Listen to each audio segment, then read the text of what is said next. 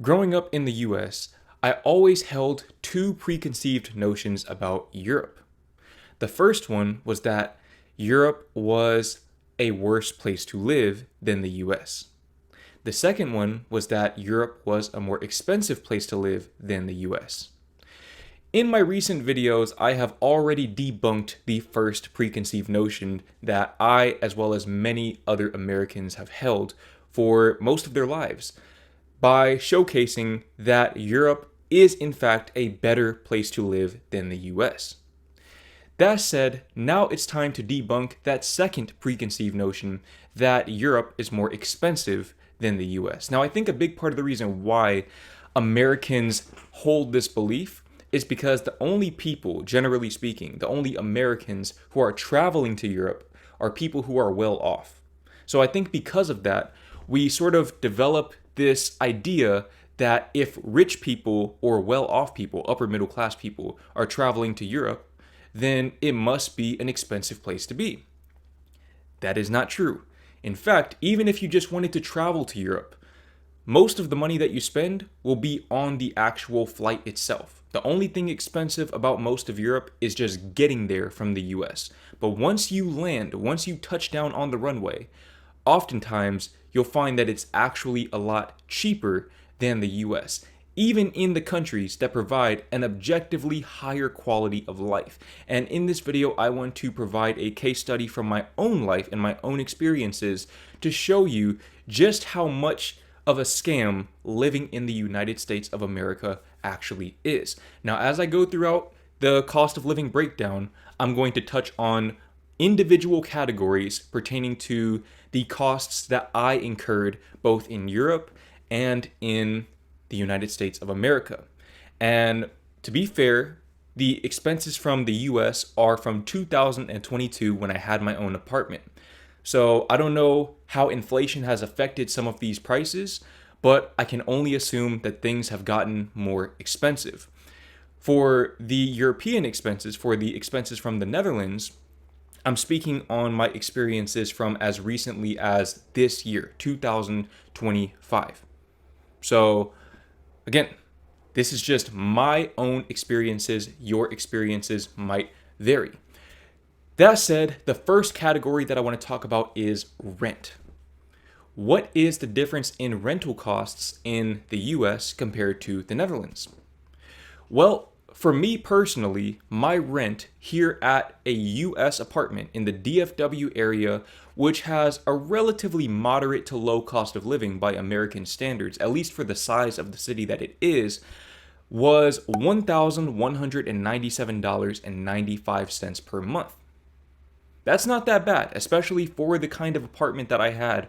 Honestly, in retrospect, that was a really great deal.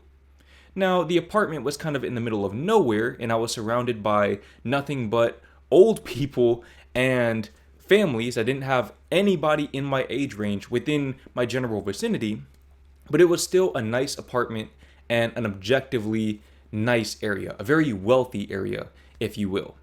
$1,197.95. Also, another caveat was that this was on a 12-month term. So, of course, anytime you get an apartment, the longer of a term you secure, the less rent you're going to pay on a per month basis. And I would imagine that this also applies to the Netherlands. Now, in the Netherlands, I did not have an actual apartment. Instead, I rented an Airbnb, and this was only for 1 month.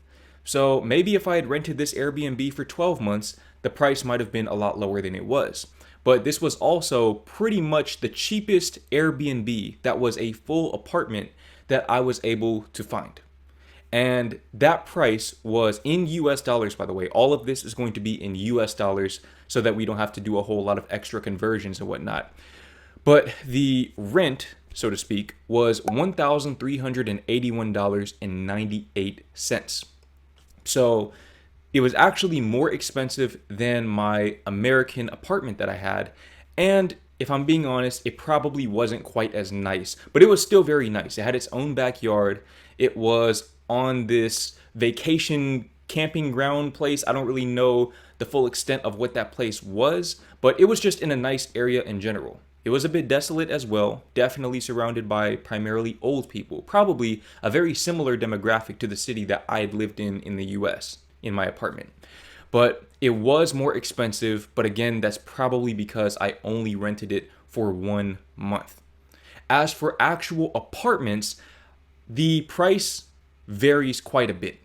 Obviously, in a place like Amsterdam, you're going to be paying much more than the $1,100 or the $1,200 that I spent on my American apartment. You're probably going to be spending minimum $2,000 per month, and that's if you're lucky. But for a lot of Dutch locals, even if they have to pay this high renting cost, a lot of times they receive money from the government that offsets the rental costs. So just as one example, just from somebody that I met in the Netherlands, I'm not going to reveal who it was, but this person was renting a 3-bedroom house for, I want to say, around 700 or 800 a month. 3 bedrooms for 700 to 800 a month. You will not find that here in the US. I don't care where you are. I don't care if you're in the slums of Detroit, Michigan. I don't care if you're in St. Louis, Baltimore, or any other place with an exceedingly high crime rate. You are not going to find a 3-bedroom house that's going for 700 a month. Now again, a lot of this is because the government sort of helps their citizens out, as they should. But that's a different discussion for a different day.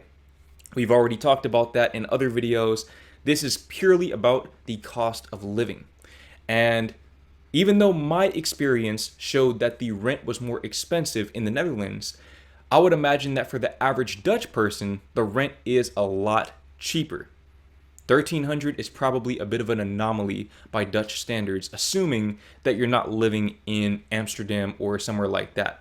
And even if you did assume that you live in Amsterdam, then it would only be fair to compare Amsterdam to a place like New York or LA, where the rent is probably even higher. You're looking at $2,500 a month minimum. And then when you add on all of these other expenses, you can see that it'll get spooky very, very fast. That said, the next expense that we need to talk about is groceries. In the US, and this is just an average that I pulled from 2022. So just an average from when I was living in that apartment, getting my own groceries, I spent $431.38 for groceries per month for myself, just for myself.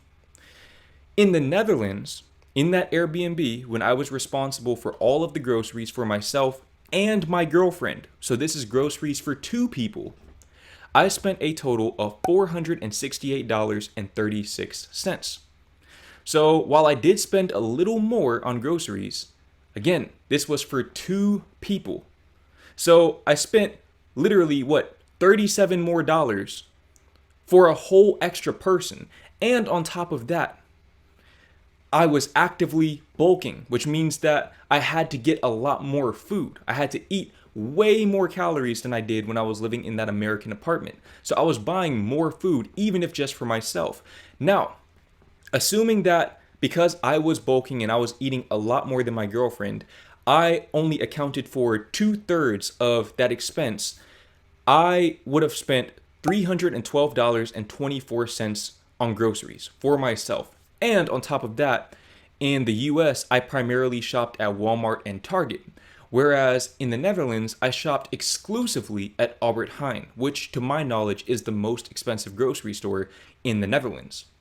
So this was me going to the equivalent of a Sprouts or a Whole Foods market, which would be the higher end grocery stores here in the US, and spending $312.24 per month on healthy foods with vegetables, fruit, all of that, and on a bulk. So again, eating probably 30 or 40% more food than I would have been eating in my American apartment. $431.38 for American groceries, eating primarily frozen vegetables and things of that nature. Again, major difference. And by the way, at the end of this video, I'm going to tally all of these expenses up and we're going to look at the total amounts. So just stay tuned for that. But in the meantime, let's talk about utilities. So in my American apartment, I spent in total per month about $142.19 for utilities. And the breakdown is as follows. For electricity, I spent $53.07 per month. For water, I spent $33.05 per month. And then for internet, I spent $56.07 per month. In the Netherlands, I spent exactly zero because, again, I was staying in an Airbnb. And when you stay in an Airbnb, oftentimes you don't have to pay for those expenses. So if you're Dutch and you have your own apartment, you have your own house, if you're comfortable with doing this, if you're comfortable with revealing this information, I would love if you could just provide a ballpark estimate for these different categories for your electricity bill, your water bill, and your internet bill so that I can have an accurate reference point for what the utilities are like in the Netherlands, because I have literally no clue. I would imagine that they're cheaper, but again, I have absolutely no idea. But when I tally the expenses up at the end, I'm going to assume, just for the sake of this video, that the utilities would have been exactly the same as they were in the US. Again, I have no idea if that would have been the case. Please drop in the comments what your utilities are if you're comfortable with sharing that information. But again, in the US, it was $142.19 per month. Now, let's get to the fun stuff. Let's talk about gasoline. So, obviously, if you have a car, you're going to need to gas it up. I spent on average $137.87 per month on gasoline. Now, by the way, if you've been following my channel since 2022, I just want to make this disclaimer. I'm talking about the Mazda CX-5 that I had because I feel like that's a better representation of the kind of car that more Americans would have. I'm not going to share the expenses for the BMW 3 Series that I had because most Americans are not going to drive a car like that, and it'll artificially inflate the monthly expenses. I know this from first-hand experience. This is a big part of the reason why I ended up living in my car. Different discussion for a different day. $137.87 per month on gasoline for a Mazda CX-5 or similar. And that's living in Texas. In California, it will be much more than that. In New York, it'll probably be much more than that as well. In the Netherlands, I spent exactly $0 on gasoline. Why? Because I didn't have a car, because I didn't need one.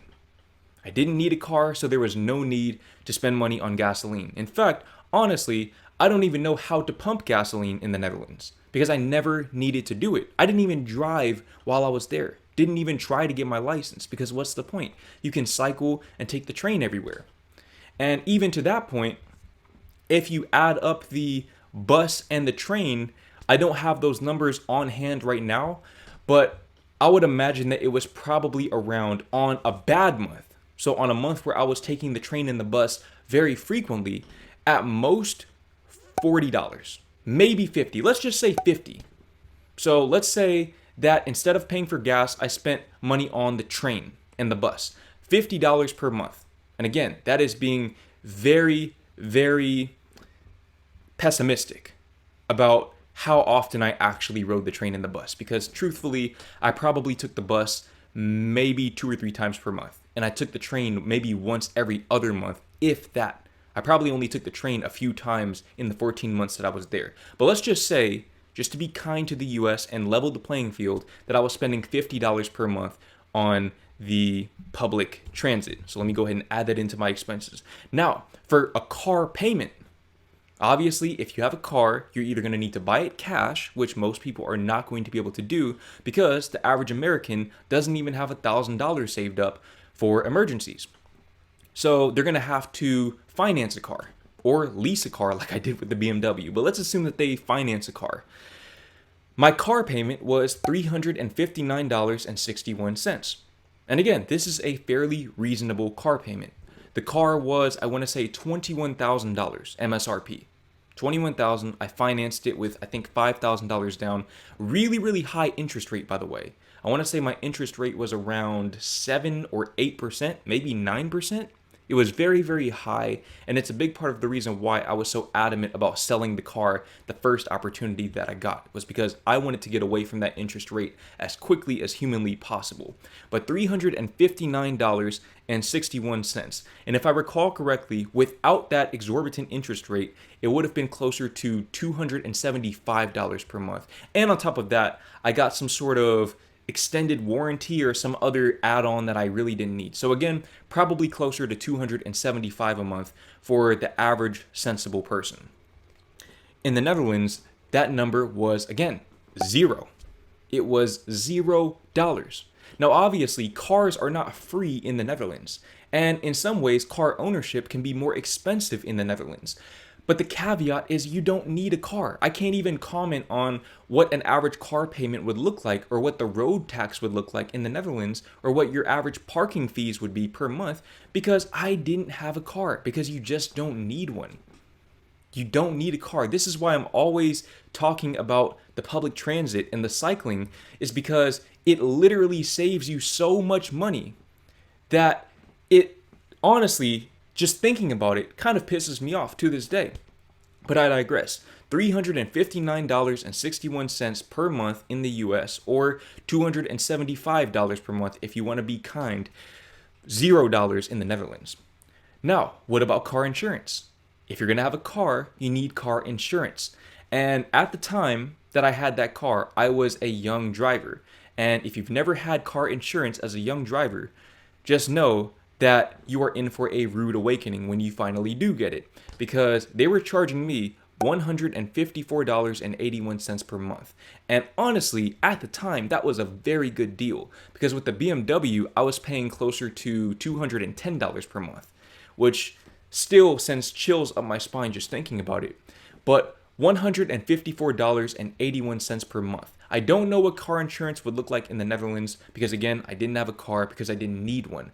But my car insurance bill in the Netherlands was absolutely nothing. It was $0.00, euros, whatever currency, doesn't matter, because I didn't spend any money at all.